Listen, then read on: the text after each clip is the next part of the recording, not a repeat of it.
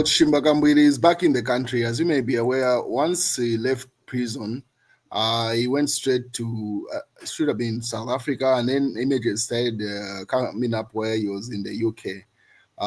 So he was out of the country for medical reasons, and he seems to be back. I think the first images of him were during the PF joint presidential candidates press briefing, where they are simply updating the nation to say they've postponed the planned national convention, which was supposed to take place this month, and as we head into the general elections.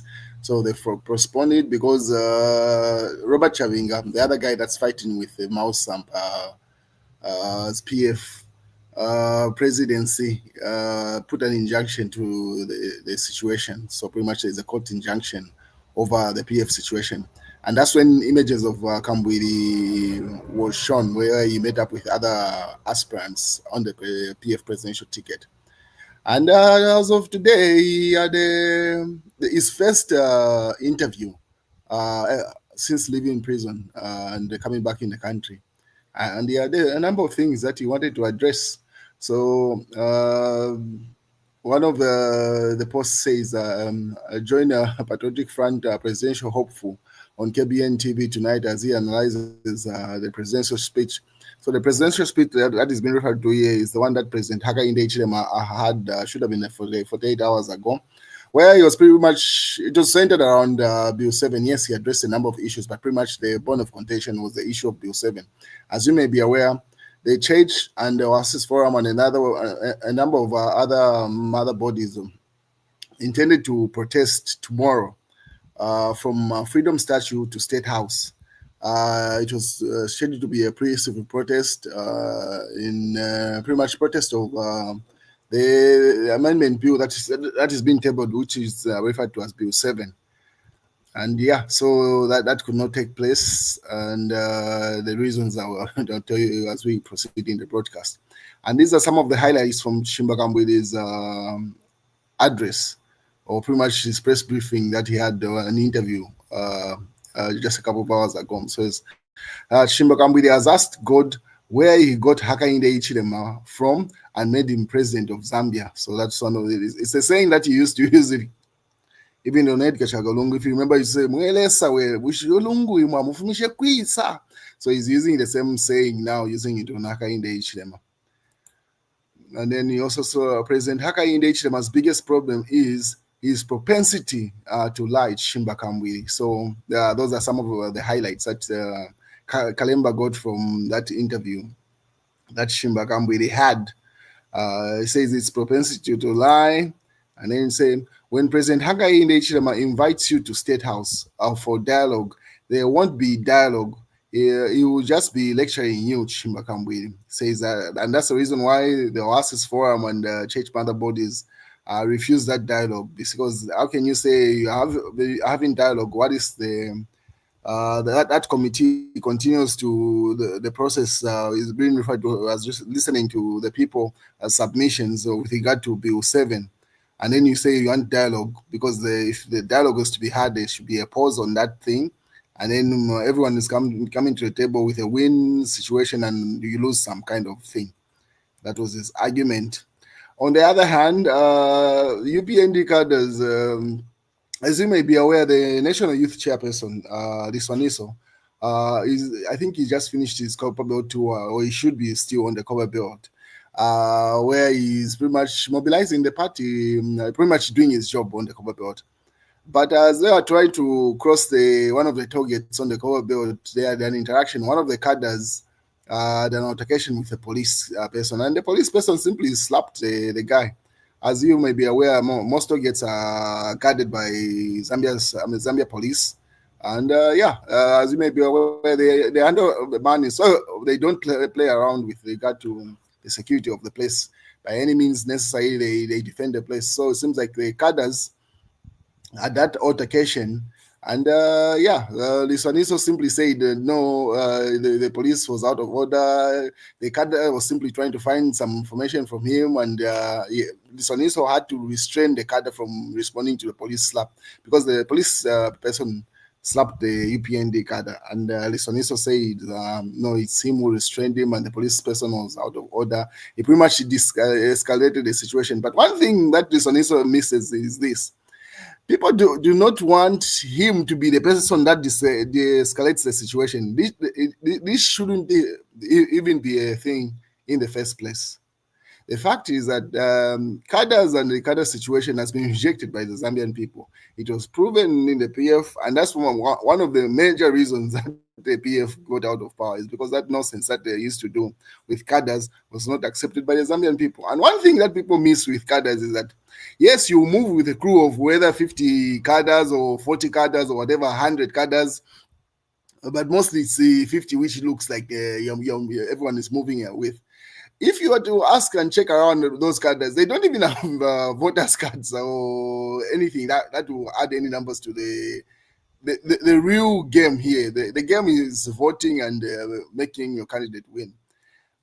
Now, if Zambians see the situation that was prevailing in the PF and the cadre situation is becoming rampant, and now everyone's asked to be dependent on the Soniso stepping inside and then de-escalating the situation or pretty much restraining the cadres. Now, what happens in a situation where the cadres are acting out and the Soniso is not around? So they just act out, and that's that situation that played out at the Patriotic Front Secretariat plays out again. Same situation with what happened to Given Winder. So is that going to be the case where the Soniso is not around? The mere fact is that cadreism has been rejected by Zambian people, whether it be a PF, be MMD, be UPND. It's as simple as that. The real players here are the Zambian people who've got the voters' cards and who make it count. Otherwise, depending on moving with 50 cadres and thinking it will change anything, yes, you disturb the operation of things as the case it was at the target. But the reality is that Zambians have rejected this, and it does not augur well. On the other hand, KBF had an interview with Emmanuel Mwamba, and he had a lot to say. And one of the things he says is how a court injunction and a legal calendar could keep Zambia's Patriotic Front of the 2026 ballot a clear timeline. So KBF has simply advised the PF to say the reality is that injunction that Chavinga has filed in court is going to run pretty much through the court process. And we're just a few months away from the general elections. So the likelihood of PF being on the ballot paper is highly unlikely, pretty much, because of the court process that is required for a verdict to be given. So that's KBF. And he has simply offered an olive branch to the Patriotic Front and asked them to simply say, hey, join his, what's his thing, Zambia Must Prosper Party, and be part of it. On the other hand, Reverend Walter Mambazi is simply basically saying, ZESCO has scammed us. Tariff hike, 7 hours of power, eating my humble pie as I campaigned for higher tariffs. So he's simply recalling, say, 1 year later, the situation is still the same, where he had advocated for ZESCO increasing tariffs so that they can supply the nation with the power, and it seems like the situation has gotten worse since then. So he's simply getting that. And then Chief Etayari asks, how many people have submitted to the technical committee on a constitutional amendment versus those who are opposed to it? Let the process go to parliament where laws are made. So Chief Etayari says, let the process go on, take it to parliament. But if you remember that, they wanted to take it to parliament, but there was a court injunction which demanded that the process of consultation of the general public is supposed to be done, and that's why the committee comes in. But the Zambian people are simply saying that committee that is not a representative of the reality on the ground. The people don't want that process in the first place. But yeah, there's two sides of the aisle. And then Michael John asked the same. Those who are saying no to Bill 7, can you please explain why? I want to understand the reasons behind the opposition. And then Victoria simply responded to say, Linda Kasonde, who is the former Law Association of Zambia, should be, what do you call them, the chairperson or whatever that person, the head of Law Association of Zambia at some point. has been explaining why Bill 7 is not a good idea and it should be avoided by any means. They say she's been doing posts, she's been doing videos about it.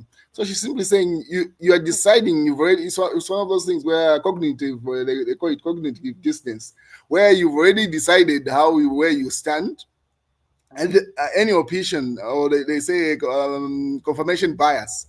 You've already made up your mind on an issue, and any other alternative information that you receive, you simply disregard it as pretty much being negative or not playing to your preconceived agenda in the first place. Because she's been explaining why, and a number of people from various sectors of society have explained why Bill 7 implementation at this point is not a good idea.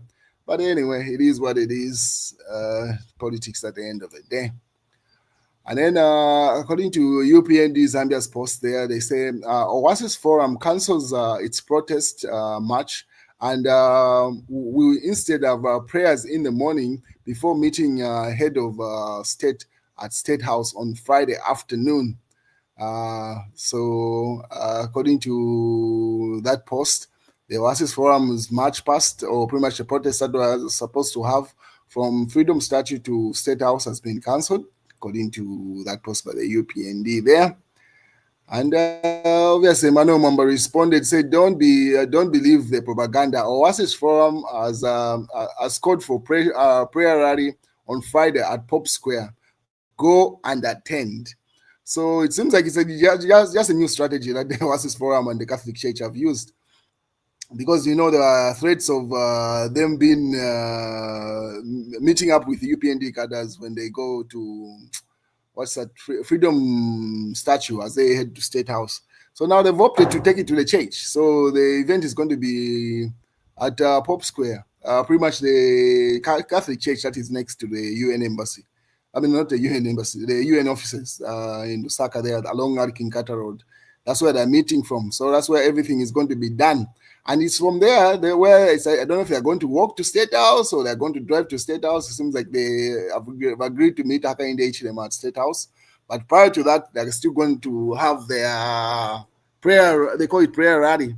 Pretty much they'll make some statements, just like the head of state had the press briefing, should have been 24 hours ago now.